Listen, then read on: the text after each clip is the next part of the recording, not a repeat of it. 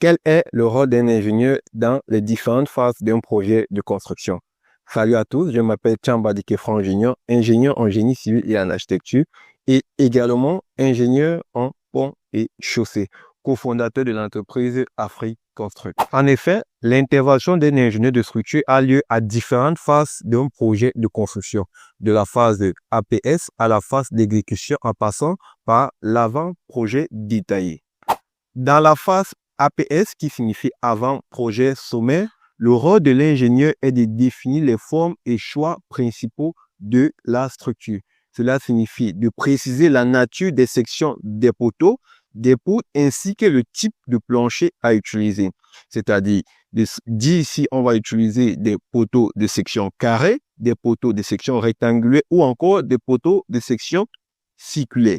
S'agissant des planchers, si on pourra utiliser des planchers du type creux, des dalles pleines, des planchers nerveux ou encore des planchers à caisson. Dans la phase APD, qui signifie avant projet détaillé, le rôle de l'ingénieur est de prédimensionner les différents éléments de structure qui constituent notre projet, notamment les poutres, les poteaux, les semelles et les planchers à l'aide des formules empiriques que nous connaissons ou encore d'autres formules. Si je prends le cas par exemple des poutres ou pour une poutre isostatique, on sait que la hauteur est égale à L sur 10, ou encore pour une poutre hyperstatique, où on sait que la hauteur est égale à L sur 16.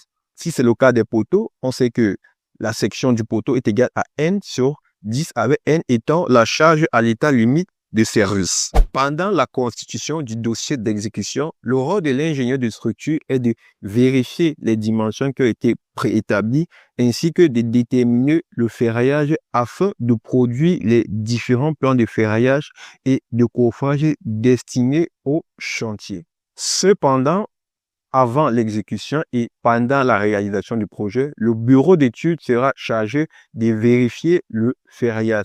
Si effectivement le ferraillage qui a été fourni sur les plans d'exécution sont effectivement respectés sur le chantier. J'espère que la vidéo vous a été utile. Si c'est le cas, n'oubliez pas de liker, de commenter, de partager et de vous abonner. On se dit à bientôt.